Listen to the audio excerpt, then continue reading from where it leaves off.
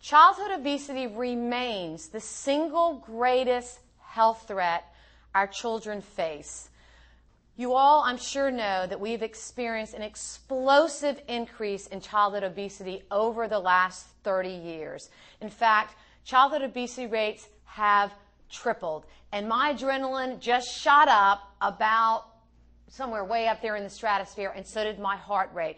Because this is an issue that I am incredibly passionate about.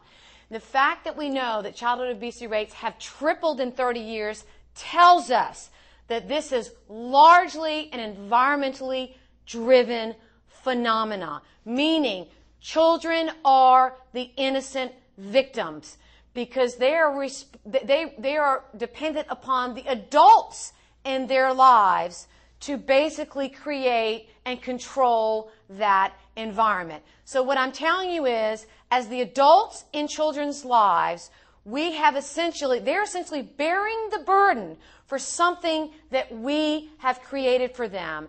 And I will tell you, the studies are showing that childhood obesity tracks consistently into adulthood. 85% of kids that are obese as children will remain obese into their adult life. And they are essentially medical prisoners. Medical prisoners. Parents have the most powerful role to play in combating our childhood obesity epidemic. And based on the best science we have, here are the most important steps for a parent to take to increase the chances that their child will have a healthy body weight. Number one, and boy is it number one, and this is more important than any of the others that I will cover with you, and that is to be a role model. Of all the things you can do as a parent to increase the chances that you will raise a healthy child, this one is the most powerful, and the studies are showing this without a shadow of a doubt, right? Children respond more to actions than words. So you need to be a good role model. The remainder of these steps are in no particular order. They are all equivalently important. The second thing is sit down regularly for healthy meals with your kids. Family meals. What do we know about this? Families that sit down regularly for meals, the kids in those families get more fruits, more vegetables, more calcium, and they get less junk food, less calories, less sugar, sodium, and fat, in addition to lots of other benefits, right? Third thing, limit screen time, especially television.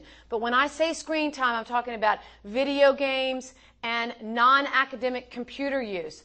TV, what do we know about television viewing? Television viewing has emerged as the most powerful behavioral predictor of obesity. And good parenting 101, get the televisions out of your kids' rooms. Get those televisions out of your kids' rooms. 54% of the kids in America have a TV in their room. I can't understand why. Virtually every study that looks at television viewing and its impact on your kid, I don't care if it's sexual promiscuity, their grades, their health, almost anything you can name, it shows a negative impact, right? Fourth thing, ensure that your child accumulates at least 1 hour of moderate to vigorous physical activity daily. Science is telling us that is the amount of physical activity a child's body requires to be healthy and to also maintain a healthy body weight, okay? The fifth thing, ensure that your child eats breakfast. Breakfast is the most important meal of the day when it comes to a healthy body weight. We know that children that regularly skip breakfast are more apt to snack and they end up being heavier. So obese kids typically eat breakfast less regularly than kids that are of a healthy body weight. Number 6, restrict your child's intake of sweet beverages. I'm talking about soda, fruit drinks, sports beverages. We know that sugar-sweetened beverages are perhaps the most obesogenic of all foods for lots of, actually a couple of very powerful, compelling reasons. They are particularly apt to cause unhealthy weight gain, okay? Number 7, Ensure that most of the food choices available in your home are healthy. And encourage your children to eat more fruits, vegetables, and whole grains. Something, this is kind of a no-brainer thing. You need to know that as a parent, your power pretty much ends, at least when it comes to getting your child to eat healthy. Your power pretty much ends with what you have in your refrigerator and your cupboards. And again, if your refrigerator and your cupboards are basically stocked with healthy choices, come on, what are they more going to be more apt to eat? Those things. The other thing here is know that children respond more to doing what is right versus not doing what is wrong. So in my household, you better believe I never stop saying positive things about the good stuff, like the fruits and the vegetables and the whole grains. Okay, the 8th very important step, and this one's, again, a real no-brainer. Hello. Limit the availability of fast food, junk food, and sweets. If it's not there, it's not an option. And those are the categories of foods that we know are the ones that are most apt to lead to unhealthy weight gain in a child. Number 9, if you are a mother, a future or expectant mother, do everything you can to breastfeed your child exclusively for at least 6 months. The data is very compelling here.